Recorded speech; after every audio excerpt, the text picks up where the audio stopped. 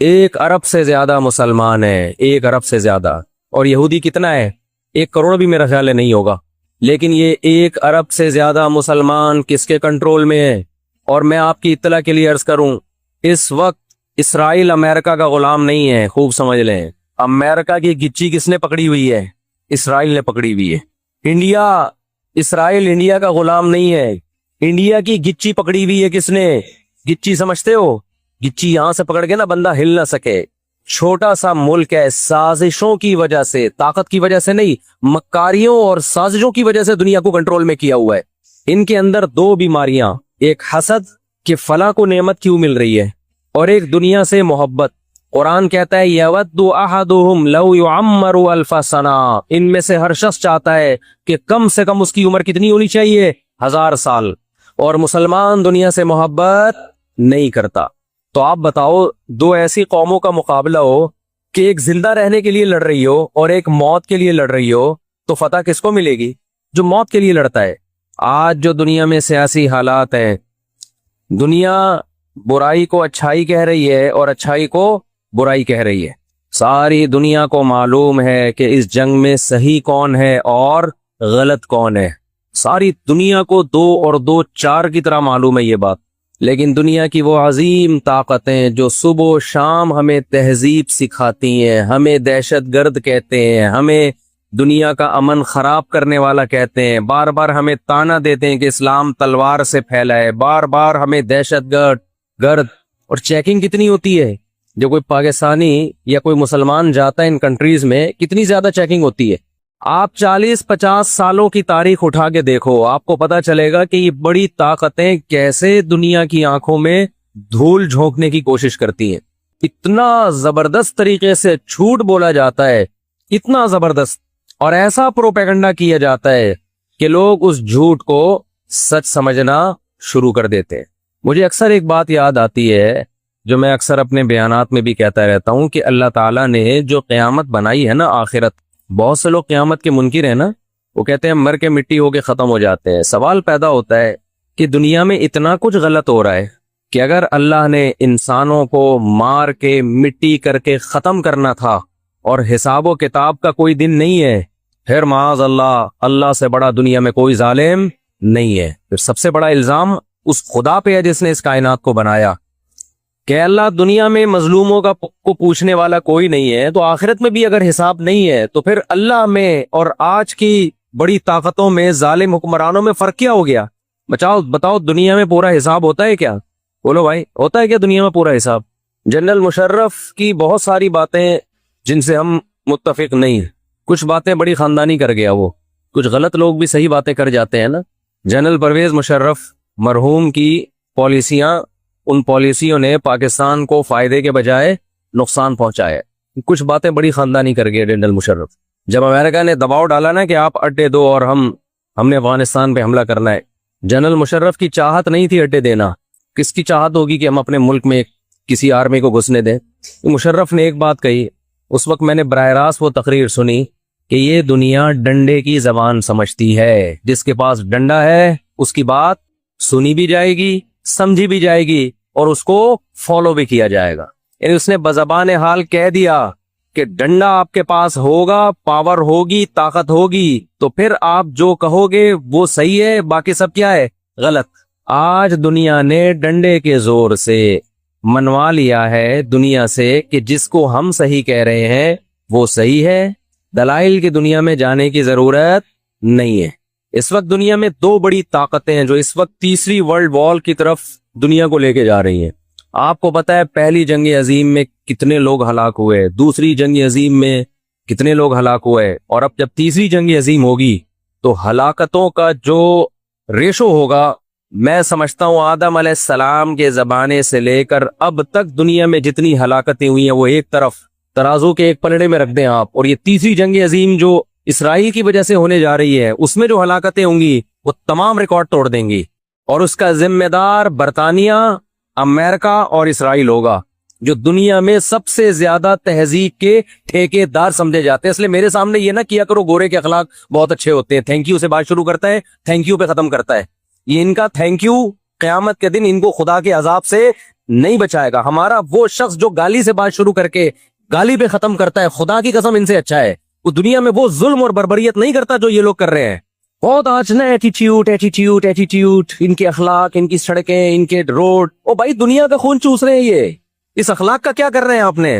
عراق میں جو بھوک سے بچوں کو مارا ہے وہ کس نے مارا ہے؟ مسلمانوں نے مارا ہے یا ان 27 اتحادیوں نے مارا ہے؟ وہ عراق اب تک اپنے پاؤں پہ کھڑا نہیں ہو پایا ہے. اس تباہی کا جو سینکڑوں بچے یونائٹڈ نیشن کی رپورٹ کے مطابق عراق میں بھوک سے مرے ہیں, ان کا ذمہ دار سعودی عرب ہے, پاکستان ہے, یا وہ 27 اتحادی ممالک ہیں جو سارے غیر مسلم کنٹریز ہیں جنہوں نے 27 ملکوں نے مل کے عراق پہ حملہ کیا تھا اور جھوٹا الزام لگایا کہ ان کے پاس کیمیکل ہتھیار ہے. اب بھی دنیا کو اگر ہوش نہیں آتا اور کفر کی حقیقت سمجھ میں نہیں آتی ہے, ہمارے لبرل اور سیکولر طبقے کو جو صبح و شام ان کے گن گاتے ہیں, تو پھر آپ کو اس کا اللہ کے سامنے حساب دینا پڑے گا. آج کے جو اخلاق ہیں نا دنیا میں, ان کی کیا ویلیو ہے؟ باپ پر 1 روپیہ خرچ نہیں کرنا, ماں کے لیے, ابا کے لیے اولڈ ہاؤس, اور اماں کے لیے کیا ہے؟ بولتے کیوں نہیں بھائی اولڈ ہاؤس ہے. کبھی لڑتے نہیں ابا سے, کبھی لڑتے نہیں اماں سے. اس سے اچھا وہ بچہ ہے جو کبھی کبھار ابا سے لڑ بھی لیتا ہے, اماں سے لڑ بھی لیتا ہے, لیکن اسے پتا ہے کہ میں نے آخری دم تک ان بوڑھے ماں باپ کو اپنے سے جدا نہیں کرنا. وہ لڑکے توبہ استغفار کر لیتا ہے, وہ زیادہ بہتر ہے. دیکھنے میں یہ بدتمیز لگے گا آپ کو, خدا کی نظر میں اس کا مقام اس سے زیادہ ہے جو تمیز دار ہے. اس تمیز کا کرنا کیا ہے آپ نے؟ کہاں گئی وہ عالمی طاقتیں؟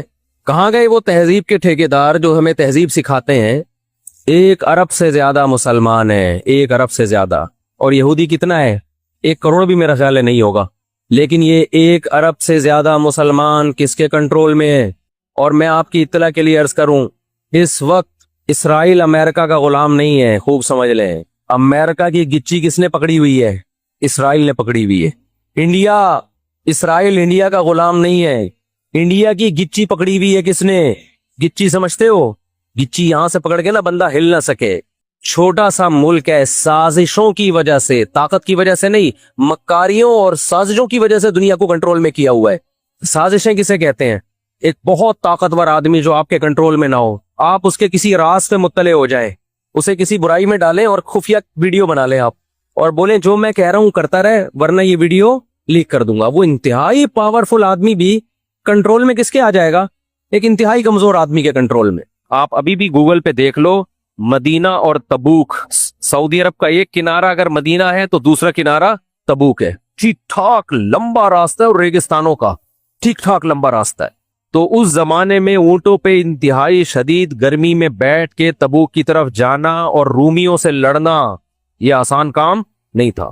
تو نبی صلی اللہ علیہ وسلم, صحیح حدیث کی روشنی میں جو مضمون ہے وہ میں آپ کے سامنے پیش کر رہا ہوں, کہ صحابی کہتے ہیں نبی صلی اللہ علیہ وسلم کا جب بھی جنگ کا ارادہ ہوتا آپ چھپاتے تھے, بتاتے نہیں تھے تاکہ بات پہلے سے لیک نہ ہو جائے. یہ نبی صلی اللہ علیہ وسلم کی ایک جنگی ایک پالیسی تھی.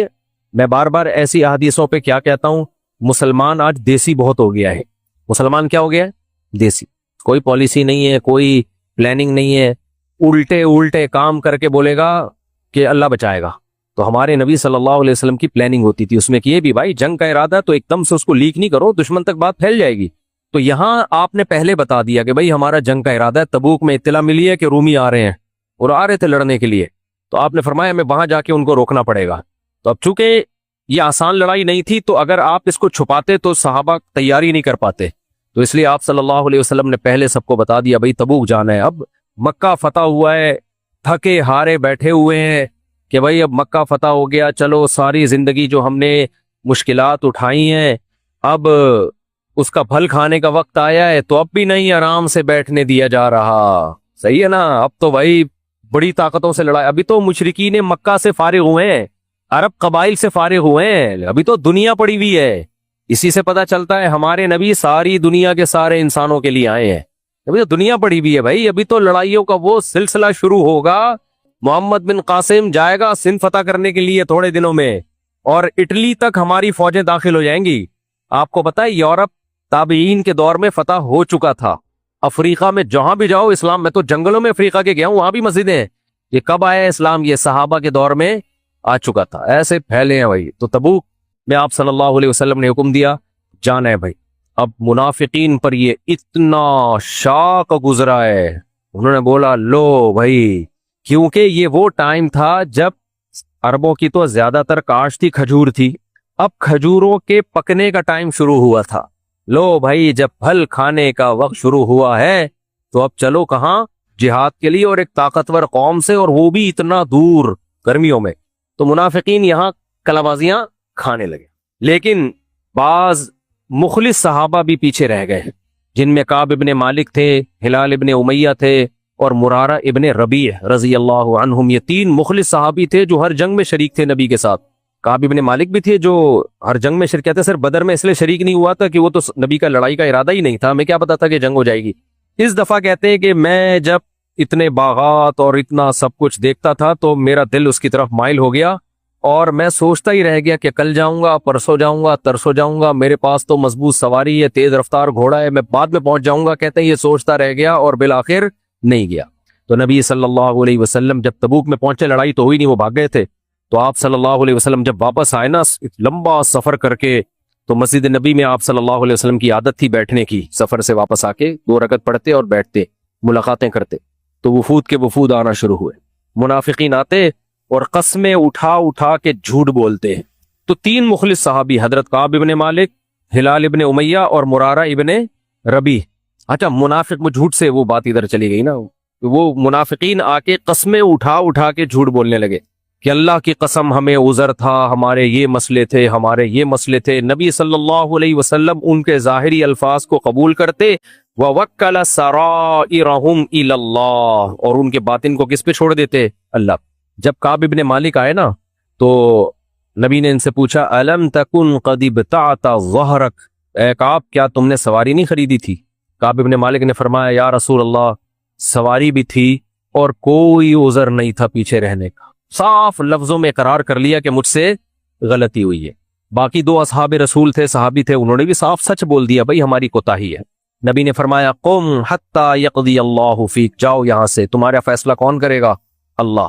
اس کے بعد نبی صلی اللہ علیہ وسلم نے حکم دیا کہ ان تینوں اصحاب کا بائیکاٹ کیا جائے، ان سے بات چیت بند کر دی جائے.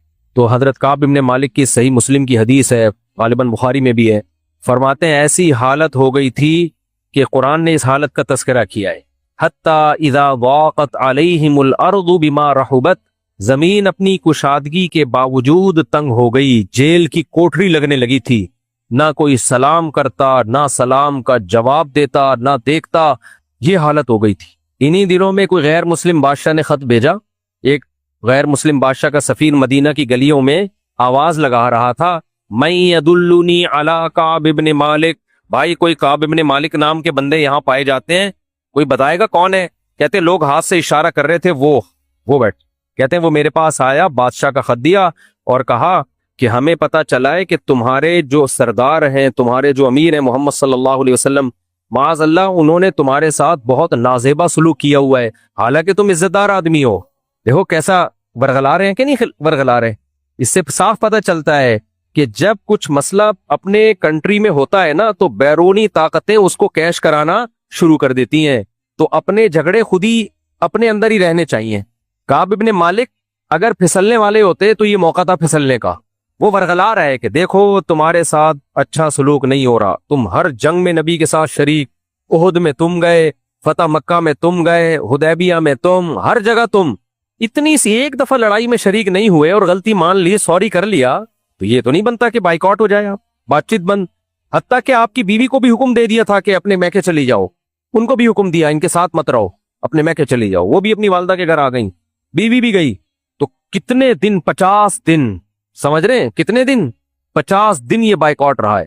تو جب وہ کہتے ہیں میرے پاس خط آیا نا تو میں نے کہا یہ بھی ایک اور آزمائش ہے میرے لیے. یہ ایک آزمائش تو وہ تھی تبوک میں نہیں گیا، اب ایک اور آزمائش. کہتے پھاڑ کے میں نے پھینک دیا وہ خط، کیا میں نہیں چاہیے آپ کی مدد؟ سمجھتے ہو گے نہیں سمجھتے؟ تو حضرت کعب ابن مالک رضی اللہ تعالیٰ عنہ اس طرح وہ باقی بھی. تو اب جو باقی 2 صحابی تھے ان کی ایج بھی تھوڑی زیادہ تھی، بوڑھے تھے وہ. تو ان کی بیویوں نے اجازت لے لی کہ ہم اپنے بوڑھے شوہر کو چھوڑ کے جائیں گے، یہ اکیلے ہیں، ان کی خدمت کرنے والا کوئی بھی نہیں ہے. تو نبی نے اجازت دے دی کہ ٹھیک ہے تم ان کی خدمت کے لیے رہ سکتی ہو، لیکن شوہر اور میاں بیوی والا ریلیشن قائم کرنے کی اجازت نہیں ہے. انہوں نے کہا یا رسول اللہ وہ جب سے ان کو پر سزا نازل ہوئی ہے نا ان کو کسی چیز کی طرف ویسے ہی رغبت نہیں ہے سوائے رونے کے, اور ان کا کوئی کام نہیں ہے. حضرت کعب ابن مالک کہتے ہیں مجھے ڈر ہوتا تھا اس حال میں موت نہ واقع ہو جائے, نبی ناراض ہیں اور میری موت واقع ہو جائے. دیکھو یہ بتانا مقصد ہے کہ جو آپ کے بڑے ہوتے ہیں نا, جو واقعی مخلص ہوتے ہیں, چھوٹی چھوٹی باتوں پہ آج باپ تھوڑا سا ڈانٹ دے, بیٹا ایسے باغی بن کے گھر سے نکل جاتا ہے. باپ کے سارے احسانات ایک طرف, ماں تھوڑا سا بدسلوکی شروع کر دے, گھر چھوڑ کے بھاگ جاتے ہیں. بھائی زندگی بھر کے احسانات دیکھو, یہ آزمائش ہے, برداشت کر لو. شوہر, بعض خواتین کو کیا ہوتا ہے, شوہر نے ڈانٹ دیا, اب سوری جب تک نہیں کرے گا تو موڈ ٹھیک نہیں ہوگا ان کا. چھوڑ دو یار, شوہر ہے وہ, ساری زندگی اس نے تم پر احسان کیا, اونچ نیچ ہو گئی تو گزار ختم کرو. نہیں, یہ یوں اونچی آواز سے کیوں بولا, اس طرح گھر کبھی بھی بولو نہیں چلتے.